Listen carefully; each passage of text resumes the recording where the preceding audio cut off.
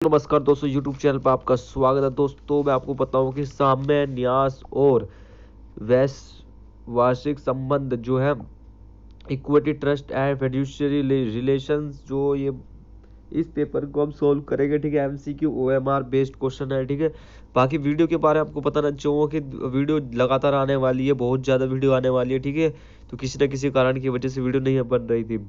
तो चलो स्टार्ट करते हैं अभी हम अच्छे तरीके से। तो सबसे पहले बोलते हैं दोस्तों, साम्य विधि का उद्भव हुआ।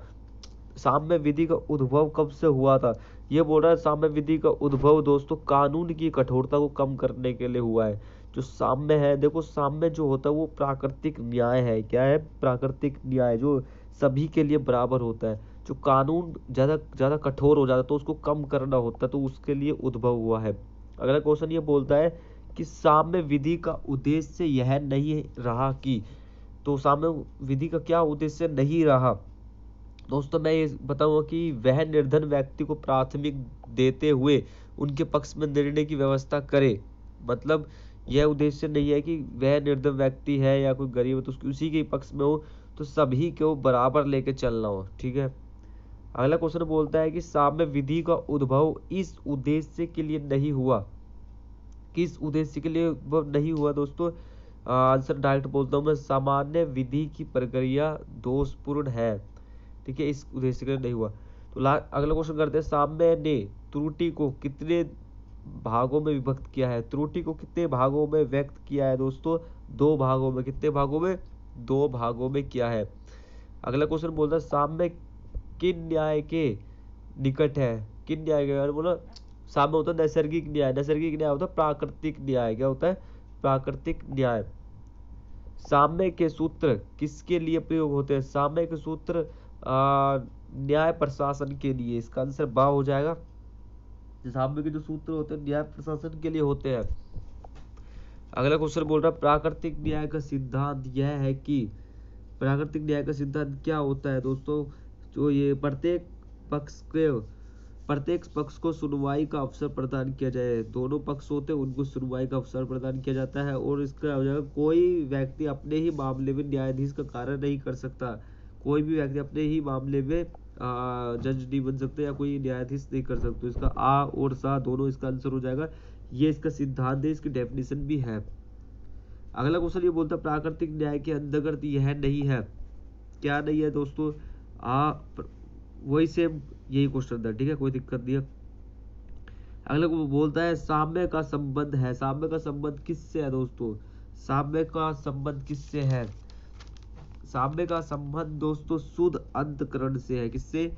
शुद्ध अंतकरण से। अगला क्वेश्चन ये बोल रहा है, साम्य साम्य की वो डेफिनेशन बोली है, इसका आंसर डायरेक्ट बोलेंगे, केवल ऐसे मामले में हस्तक्षेप करता है जिसमें किसी विधिक अथवा सामयिक अधिकार का अतिक्रमण निहित हो। ठीक है, उसमें करता है। अगर बोला साम्य क्या है, इसी में भी साम्य विधि का अनुसरण करता है। क्या करता है? विधि का अनुसरण करता है। फिर से वही पॉइंट है, साम्य साम्य के बाद साम्य परिसीमा विधि का अनुसरण करता है। परिसीमा विधि का अनुसरण करता है। अगला क्वेश्चन, साम्य के लिए आवश्यक नहीं है। क्या आवश्यक नहीं है साम्य के लिए? साम्य के लिए आवश्यक नहीं है, इसका आंसर सा हो जाएगा, जो व्यक्ति सामयिक उपचार प्राप्त करता है वह स्वयं दूसरों की सामयिक अभ्यर्थता को भी स्वीकार करे। अगला क्वेश्चन, साम्य की शरण में आने वाले को स्वच्छ हाथों आना चाहिए। इसका आंसर हो जाएगा, साम्य ऐसे व्यक्ति को कोई उपचार प्रदान नहीं करेगा। मतलब इनमें से कोई नहीं का, इसका डायरेक्ट इसका आंसर मैंने बोल दिया। अगला बोलता है, क्या सही है, क्या सही नहीं है? क्या सही नहीं है, तो ये कर लेना। इसका आंसर हो जाएगा, साम्य का सामान्य विधि से कोई सरोकार नहीं होता। सामयिक अधिकारों को कितने उपखंडों में विभाजित किया गया है? सामयिक अधिकारों को दोस्तों 3 उपखंडों में विभाजित किया गया है। अगला क्वेश्चन है, न्यायोचित व्यवहारों के प्रोत्साहन हेतु साम्य में कौन सा सामयिक अधिकार रखा गया है? परिवर्तन। ठीक है, साम्य तथा विधि के बीच का वास्तविक संबंध दोनों मतों के मध्य मार्ग में पाया जाता है। इसका आंसर हो जाएगा हैनबरी। प्रथम न्याय तंत्र अधिनियम किस सन में पारित हुआ? 1873 में। अगला क्वेश्चन, द्वितीय न्याय तंत्र अधिनियम कब पारित किया गया? 1876 में। अगला क्वेश्चन है, चांसरी न्यायालय द्वारा कितने प्रकार के अधिकार क्षेत्रों का प्रयोग होता था? कितने प्रकार के? 3 प्रकार के।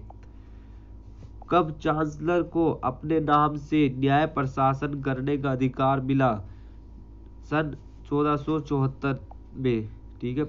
चांसलर प्रमुख होता है, किसका प्रमुख होता है? चांसलर होता है चांसरी का। किसका? चांसरी का। अगला क्वेश्चन ये बोल रहा है, साम्य कतिपय नियमों का एक ऐसा समूह है। ये डेफिनेशन दी गई है, किस विचारधारक ने ये डेफिनेशन दी है? साम्य कतिपय नियमों का एक समूह ऐसा होता है जो मूल व्यवहार विधि का सहवर्ती है। ये दी गई है सर हेनरी मैन ने। एक एक लाइन याद कर, ज्यादा बड़े याद करने की जरूरत नहीं है। अगला बोल रहा है, साम्य समस्त विधियों का आत्मा तथा प्राण है। इसका आंसर हो जाएगा ब्लैकस्टोन। ठीक है, ये एक लाइन याद, ज्यादा बड़ा याद करने की जरूरत नहीं है। साम्य समस्त विधियों की आत्मा तथा प्राण है, ब्लैकस्टोन। इसका आंसर हो जाएगा।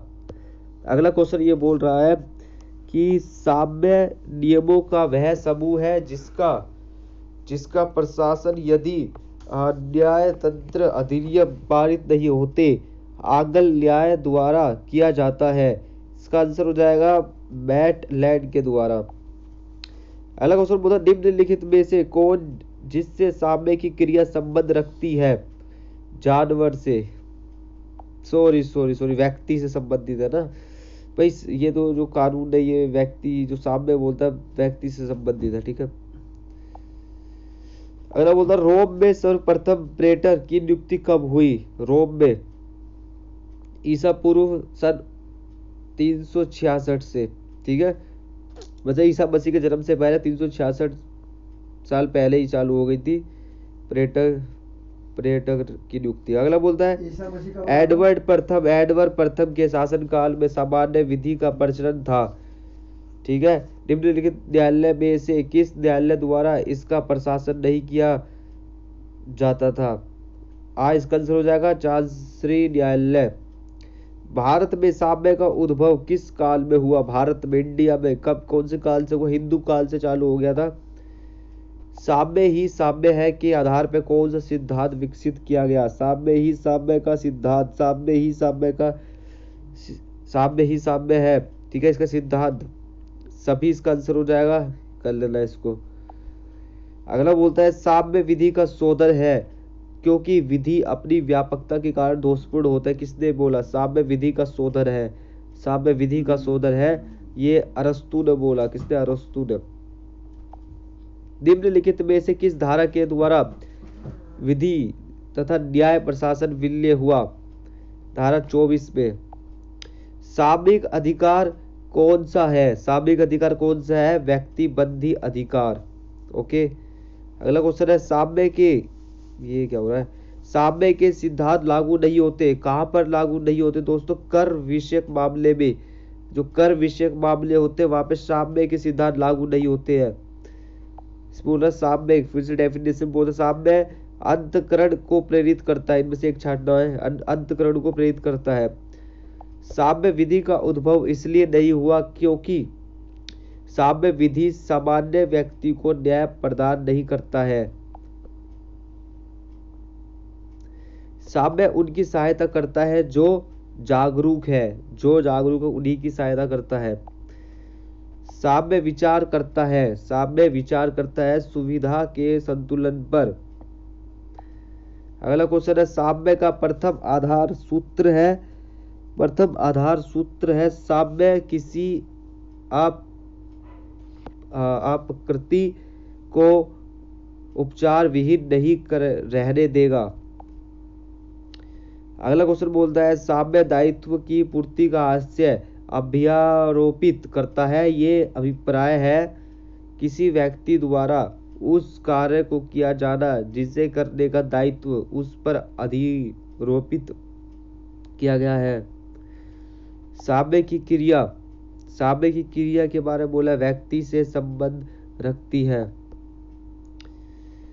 जहां दो सामयिक हितों में विवाद हो वहां समय की दृष्टि से पूर्व साम्य अभिभावी होगा। साम्य न्यायालय को निम्नलिखित में से कौन सा अधिकार क्षेत्र प्राप्त नहीं है? अपीलीय अधिकार क्षेत्र। साम्य तथा सामान्य विधि दो विरोधी पद्धतियां नहीं है और उनमें केवल उनके ऐतिहासिक उद्भव तथा प्रक्रिया की रीतियों के अतिरिक्त कोई प्रभेद नहीं है। यह कथन किसका है? ब्लैकस्टोन। साम्य तथा विधि के बीच का वास्तविक संबंध दोनों मतों के मध्य मार्ग में पाया जाता है। हेनरी। जहां साम्य समान हो वही विधि अभिभावी होगा। जहां साम्य समान हो वही विधि अभिभावी होगा नामक सूत्र की धारणा पर आधारित है। यह साम्य विधि का अनुसरण करता है। अगला क्वेश्चन ये बोलता है सामयिक हितों का उद्भव एवं विकास किन सिद्धांत के आधार पर हुआ? सामयिक हितों का उद्भव एवं विकास किन सिद्धांतों के आधार पर हुआ? साम्य अंतरण को प्रेरित करता है। विधिक तथा सामयिक स्वामी के बीच यदि कोई विवाद उत्पन्न हो जाए तो निम्नलिखित सूत्रों में ऐसा कौन सा सूत्र है जिसके आधार पर इनका निराकरण किया जाता है? इसका आंसर हो जाएगा जहां साम्य समान हो वह समय की दृष्टि से पूर्व अभिभावी होगा। सामयिक हित कौन सा अधिकार है? सामयिक कौन सा अधिकार है? सामयिक है व्यक्ति बंधी अधिकार। अगला क्वेश्चन ये बोलता है कपट, विश्वासघात, सामान्य विधि की उग्रता तथा अनुचित आचारों पर उपचार करना साम्य के क्षेत्र में आता है। 22 का आंसर हो जाएगा एकबर्न ने बोला है। ये बोला निम्नलिखित में से कौन सा सामयिक अधिकार नहीं है? शिक्षा पाने का अधिकार, ये भी उन्होंने बोला है। ये मेन पॉइंट बात है अब, ठीक है। अगला बोला 13वीं सदी में कौन सा शाही न्यायालय नहीं था? शाही न्यायालय नहीं था जुडिशियरी, शाही न्यायालय नहीं था, जुडिशियरी नहीं था। रोम में सर्वप्रथम प्रेटर की नियुक्ति कब हुई? रोम में सर्वप्रथम ईसा पूर्व 366। साम्य परिशिष्टों का संग्रह है, यह कथन किसका है? साम्य परिशिष्टों का एक संग्रह है, यह कथन किसका? यह है मैटलैंड का। अगला बोलता है कॉमन लॉ प्रोसीजर एक्ट कब लागू किया गया? कॉमन लॉ प्रोसीजर एक्ट कब लागू किया गया? 1854 में। दोहरी न्यास व्यवस्था के क्या परिणाम थे? दोहरी न्यास व्यवस्था के क्या परिणाम थे? सभी इसका आंसर हो जाएगा। मतलब तालमेल में कभी चांसरी अंतरात्मा का न्यायालय साम्य एवं विधि न्यायालयों की अधिक क्षेत्र एवं आपसी तनाव। अगला क्वेश्चन बोलता है एडवर्ड प्रथम के शासनकाल में सामान्य विधि जो कॉमन लॉ का प्रचलन था निम्नलिखित न्यायालय में से किस न्यायालय द्वारा इसका प्रशासन नहीं किया गया था? चांसरी न्यायालय।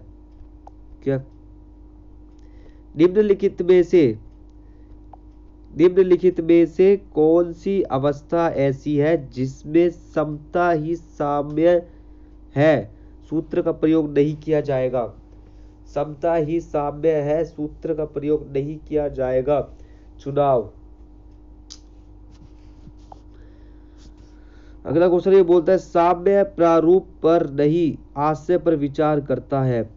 साम्य प्रारूप पर नहीं आशय पर विचार करता है, सूत्र का प्रयोग निम्नलिखित विषयों में से किन विषय पर नहीं किया जाएगा? अंशदान। पालन का सामयिक सिद्धांत किस सूत्र पर आधारित है? पालन का सामयिक सिद्धांत किस सूत्र पर आधारित है? साम्य दायित्व की पूर्ति हास्य अभ्यारोपित करता है।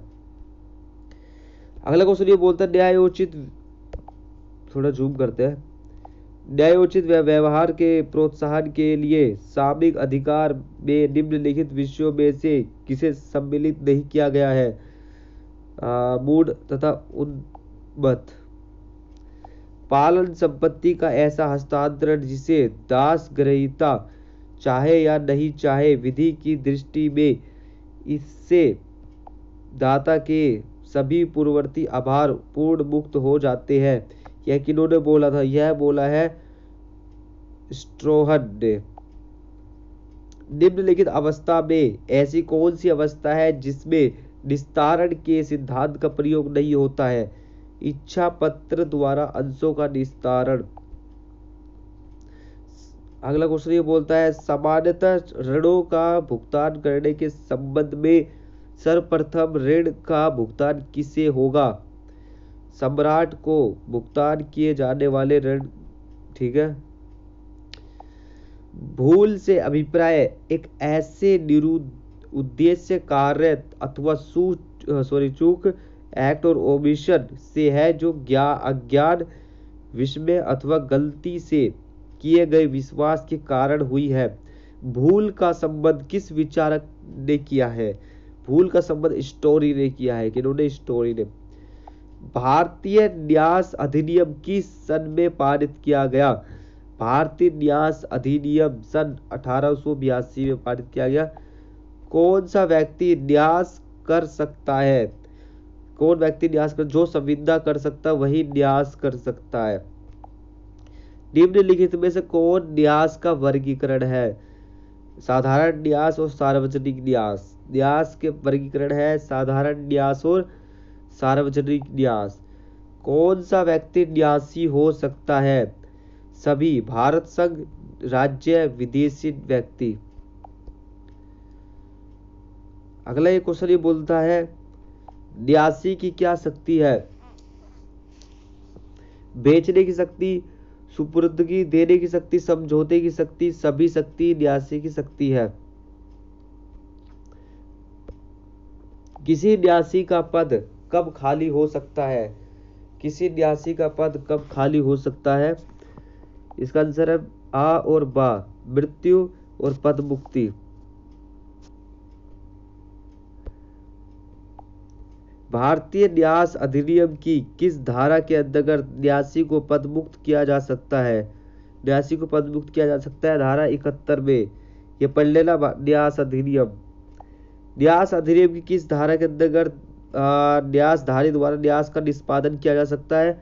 न्यास का निष्पादन वही है पद मुक्त धारा 11, सॉरी ऊपर वाला धारा 71 है, 71 सॉरी एक मिनट। न्यासी को समझौते की शक्ति कौन सी धारा में प्राप्त है? न्यासी को समझौते की शक्ति कौन सी धारा में? 43 में। निम्नलिखित में से कौन सा उद्देश्य खैराती उद्देश्य नहीं है? नेताओं को ठहराने की व्यवस्था हेतु न्यास। साम्य की संपूर्ण विषय वस्तु न्यास से सम्मिलित है। साम्य की संपूर्ण वस्तु न्यास से सम्मिलित है। किस विचारधारक ने दी गई है? यह स्टोहन ने दी गई है। अगला क्वेश्चन ये बोलता है हैनबरी ने न्यास को कितने भागों में बांटा है? हैनबरी ने न्यास को भागों बांटा, चार भागों बांटा है। स्नेल ने न्यास को कितने भागों बांटा? स्नेल ने न्यास को 5 भागों में बांटा है।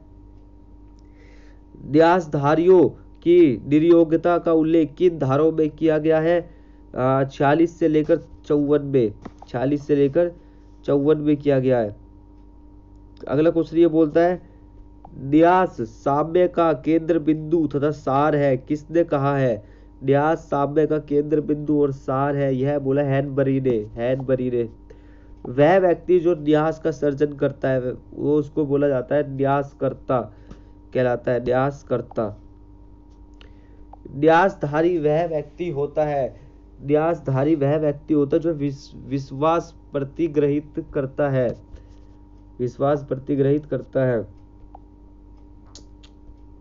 वह व्यक्ति जिसके फायदे के लिए न्यास सर्जित किया जाता है हितग्राही कहलाता है। न्यास की संपत्ति का हितग्राही को हस्तांतरण योग्य होना आवश्यक है।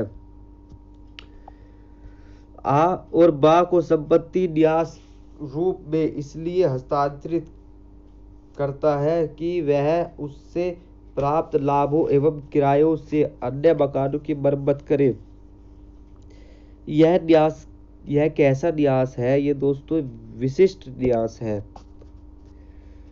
आ जो है वो गरीबों के लिए एक धर्मशाला बनाने हेतु न्यास का गठन करता है। यह जो है यह सार्वजनिक न्यास है। ठीक है। आ कहता है कि मेरी इच्छा है कि न्यास का गठन किया जाए। यह प्रार्थनात्मक न्यास कहलाएगा। बेनामी समव्यवहारों से किस प्रकार के न्यास का सर्जन होता है? परिणामी न्यास। अगला बोलता है यथाशक्य सामीप्य का सिद्धांत, डॉक्ट्रिन ऑफ साइप्रेस का सिद्धांत जो लागू होता है वो खैराती एवं धार्मिक न्यासों पर लागू होता है। वीडियो पूरी देख लिया आपने, अच्छा लगा हो दोस्तों। जैसे भी आपको ये चैप्टर थोड़ा वैसे ही बोरिंग सा है, ठीक है, तो चलो, तो अगर इसको पीडीएफ चाहिए तो आप मेरे टेलीग्राम को ज्वाइन कीजिएगा, ठीक है, पीडीएफ लीजिए और धन्यवाद।